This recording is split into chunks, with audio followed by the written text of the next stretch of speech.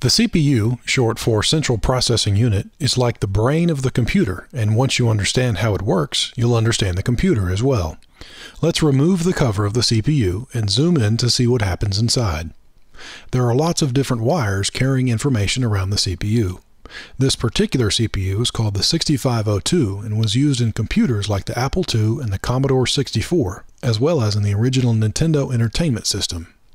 This simulation of the 6502 can be found online at visual6502.org. In every CPU, there is a particular wire that turns on and off at a steady rate to help keep everything in sync. That wire is called the clock, and the clock in this simulation is turning on about twice a second. Modern CPUs are measured in gigahertz, giga meaning billion and hertz meaning times per second. So the clock in modern CPUs turns on several billion times per second. That speed is what allows CPUs to do very complicated things very quickly. However, what the CPU does during each clock tick is actually very simple and something we'll look at more in this video. For now, we'll zoom back out and put the cover back on. The CPU in your computer might be manufactured by a company like Intel or AMD, but the type of CPU we're going to look at today is called the Scott CPU. The Scott CPU doesn't actually exist except as a design in a book called But How Do It Know by John Scott. The design of the Scott CPU is copyrighted and is being used in this video with John's permission. The book is available at buthowdoitknow.com. This is a great book that goes through each of the components in the CPU very slowly, without using a lot of overly technical jargon. If you've been looking for a book that explains how a computer works, I would highly recommend this one. So let's flip the CPU over and look underneath. You'll see a lot of pins sticking out that allow the CPU to take in information and send it back out. The CPU fits into what's known as the motherboard. The motherboard allows all the components in the computer to connect to each other. So we'll flip the CPU back over and plug it into the motherboard. On the right of the motherboard is a place for something called RAM. RAM is short for Random Access Memory, and it just contains all the data that is being processed by the CPU. Let's learn a little bit more about RAM by looking at how the CPU and RAM interact. For now, we'll remove the wires on the left and move the motherboard over to make room for the RAM chip. RAM consists of a list of addresses, and at each of those addresses is a piece of data.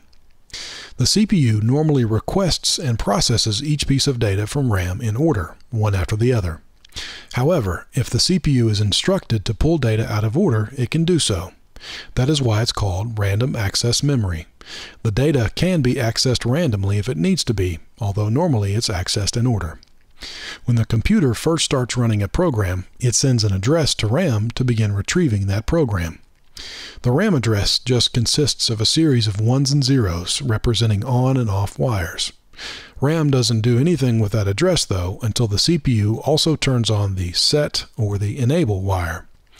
If the enable wire is turned on, RAM automatically sends whatever piece of data is at that address back to the CPU. That data is then processed by the CPU accordingly.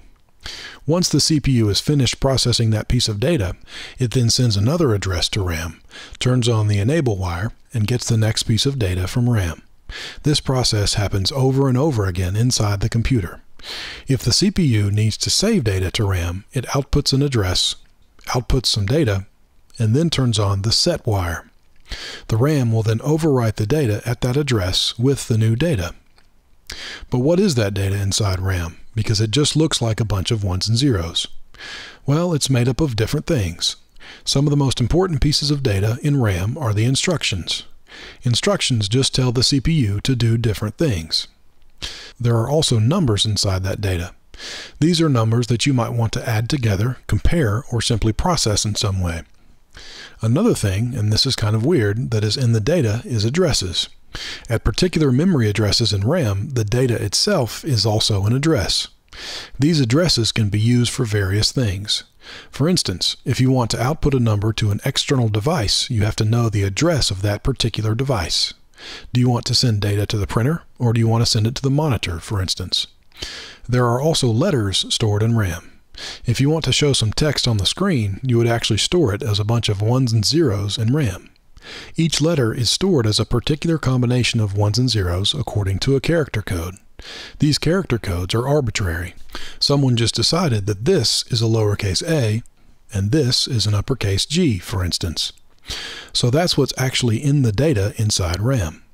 Now let's go back to seeing the data as just a bunch of ones and zeros. And we'll now move the RAM chip into the RAM socket on the motherboard. We'll then group the RAM addresses and data together, pull the CPU out of the motherboard, and look at what's called the instruction set of the CPU. As we saw earlier, some of the pieces of data in RAM are instructions, and each CPU has its own set of instructions that it understands. So there might be a load instruction, which loads a number from RAM into the CPU. After a couple of these load instructions, there might be an add instruction that adds these two numbers together. After an add instruction might be a store instruction, which saves the result of that addition back out to RAM to be used later on. There might also be a compare instruction after some load instructions, which compares two numbers together to see which one is larger or if they are the same. The compare instruction can be very useful when used in conjunction with what's called a jump if instruction. As we saw earlier, the CPU generally requests each piece of data from RAM in order one after the other. Sometimes, though, the programmer wants to jump to an out-of-order RAM address to process some other instructions in memory. The jump if instruction checks to see if a certain condition is true before it jumps. It uses the results of the compare instruction to make this decision. There is also a regular jump instruction that jumps no matter what. Finally, there is an out instruction and an in instruction. These will output data to an external device like a monitor, or input data from an external device like a keyboard. These two instructions are often used in conjunction with an address, like we talked about earlier. There are some other instructions in a CPU's instruction set, but these are some of the more commonly seen ones.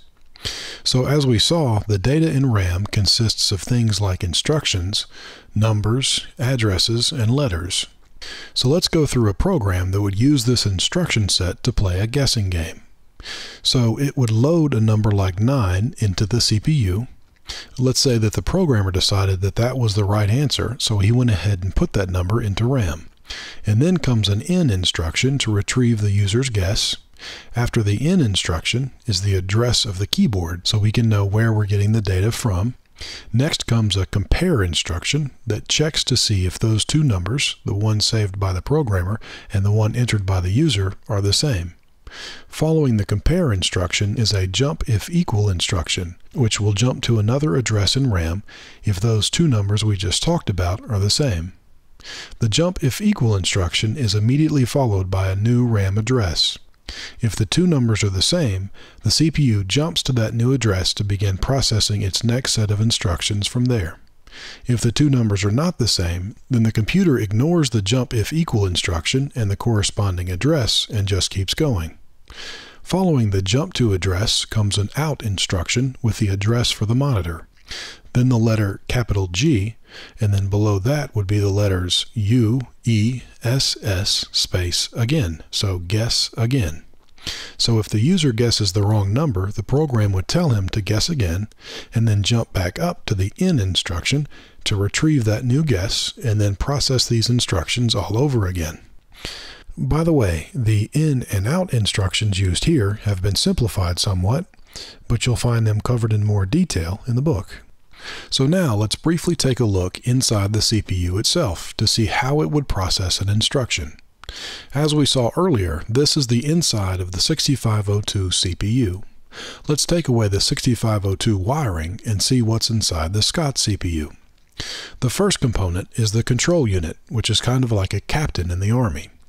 It receives its orders from RAM in the form of an instruction, and then breaks that instruction down into specific commands for the other components. One of the most important components under the command of the control unit is the Arithmetic Logic Unit, or ALU for short.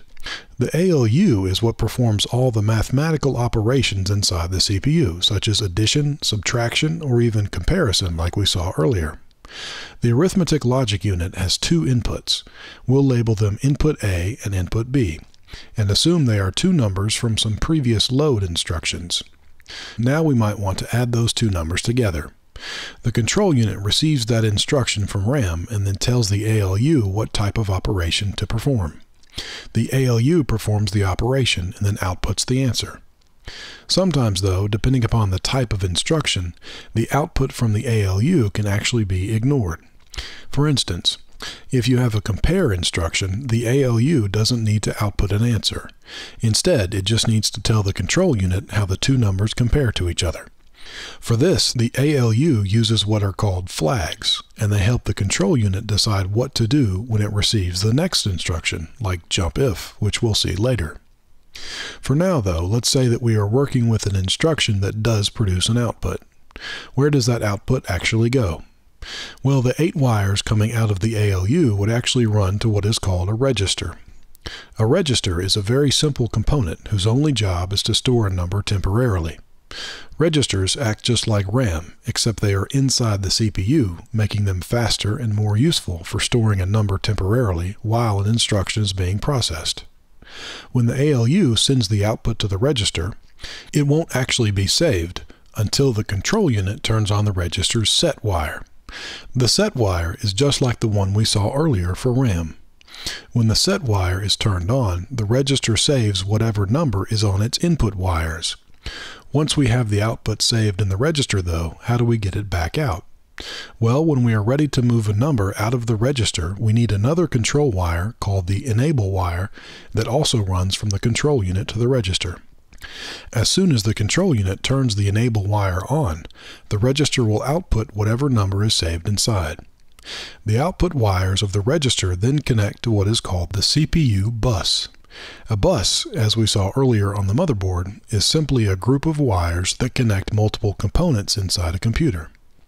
On the bus are some other registers with their own set and enable wires.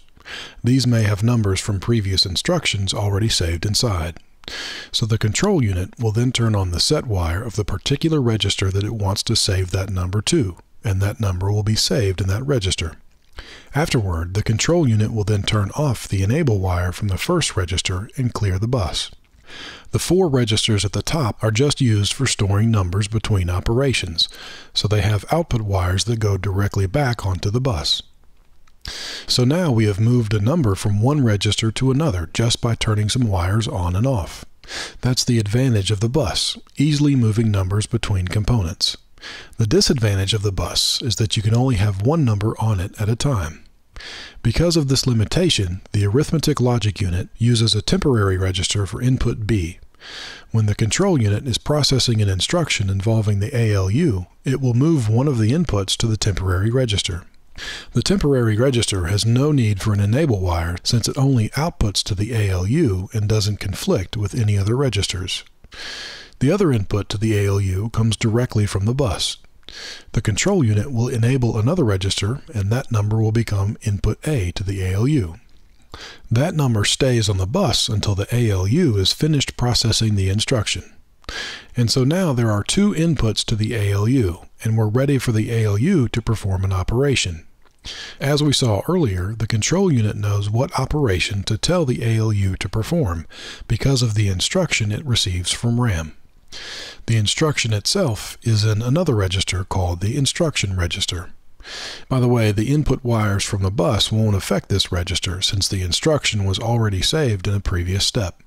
This register, like the temporary register, also has no need for an enable wire since it just outputs to the control unit. Based upon this instruction, the control unit then tells the ALU what type of operation to perform. So let's say the instruction we're processing is a compare instruction. With the compare instruction, we're not interested in the number that is output by the ALU. We only want to know how the 2 inputs compare to each other. For that, we use the flags that we talked about earlier. Each flag is just a wire that turns on or off depending upon whether or not a certain condition is true. Inside the Scott CPU, there are 4 flags, and we'll look at 2 of them now. The A is larger flag will turn on if input A is larger than input B. If the inputs are the same, then the equal flag turns on, and if both of these flags are off, that means input B is larger. But in this case, the equal flag is on, so that means both inputs are the same. Once the compare instruction is over, we still need to use the flags for the next instruction, so we'll save them to a register that only has 4 inputs and 4 outputs. one for each flag. Once the flags are set into the flags register, the CPU is finished with the compare instruction, and it can then request the next instruction from RAM. Generally, the next instruction after a compare instruction is a jump if instruction. This combination of a compare and a jump if instruction, by the way, is very common in computer programming. Anytime there is more than one possible path through a program, the computer is using these instructions to tell it which way to go. So now that we're finished with the compare instruction and our flags are saved in the flags register, we need to tell RAM that we're ready for the next piece of data, in this case the next instruction. So inside the CPU, another register that is very important is what's called the instruction address register. The CPU uses this register to know where the next instruction should come from in RAM. When the CPU is ready for the next instruction, it enables the instruction address register onto the bus. Eventually, the instruction address will flow to RAM, but it doesn't get there directly. There is an intermediary register called the memory address register, whose only job is to tell RAM what memory address the CPU wants next, since it won't always be an instruction. Once the instruction address is set into the memory address register, it is automatically sent to RAM since the memory address register doesn't have an enable wire. The control unit then turns on the enable RAM wire, and RAM automatically sends back the data at that address, which in this case is an instruction. That instruction is then saved in the instruction register, and the control unit begins processing it. In this case, it's a jump if equal instruction, which checks to see if the equal flag is on. It does that by running one of its wires and the equal flag wire into an AND gate. If both inputs to the AND gate are on, then the output wire turns on as well. This output wire will then trigger the jump. That jump eventually retrieves the next piece of data from RAM, which happens to be an address, and move it into the instruction address register. When the jump if equal instruction is over, the CPU then processes the instruction at that new address. At that new address may be some instructions that output the text "you guessed correctly" onto the screen, because now we know that the user guessed correctly. So we'll add the final 4 wires to our CPU, which are used to control the external devices like the monitor and the keyboard. We now have a nearly complete picture of what the SCOT CPU looks like. Data moves around inside the CPU using the bus and is stored in each register according to how that data is going to be used. Each instruction that we have seen can be processed by the SCOT CPU in about 6 clock ticks. Modern CPUs can process multiple instructions per clock tick, meaning that the computer you're using to watch this video is likely processing tens or even hundreds of billions of instructions per second. That phenomenal speed is accomplished by using more than one of each component and making sure that all the components are active as much as possible. This makes modern CPUs much more complicated than the SCOT CPU, but they are still fundamentally doing the same things as the SCOT CPU. So now let's zoom back out and we can see all the wires that run back out to the pins on the chip. On the right are the set RAM and enable RAM wires. On the top are the RAM address wires. On the bottom are the data wires that run to both RAM and the external devices. And on the left are the input-output control wires. So let's zoom back out to see the rest of the chip, and we'll put the cover back on the CPU and put it back in the motherboard. Using the ports on the left, we can now plug in the cables that connect our monitor and our keyboard. Each of these ports has an address, and that port address is what the CPU uses with an in or an out instruction. That port address, by the way, is sent using the data bus, since the address bus in this computer is only used for RAM. So we'll zoom out to see how the motherboard fits inside the computer case. In the computer case is the last component we'll look at, which is the hard drive. As soon as the power to the computer is turned off, all the data in RAM is lost, so you have to have a way to store it more permanently. For that, we use a hard drive. Inside the hard drive is a spinning disk covered in tiny magnets with a small metal arm floating above it. The arm moves around to the different parts of the disk where different data can be stored and retrieved. The disk and the arm generally move very, very quickly, but nowhere near as fast as the CPU can process data. For this reason, all the data from the hard drive must first be moved to RAM before it can be processed. So we'll put the hard drive back inside the computer and zoom out. Here we can see the program we just ran and the message telling the user that he guessed correctly. So now you've seen the very basics of how a computer processes information. You'll find much more about the Scott CPU and the book at the website buthowdoitknow.com. Also, there are a few small differences between the book and the video, but those shouldn't detract from your understanding of either. You can find a list of these differences in the video description. Thanks for watching.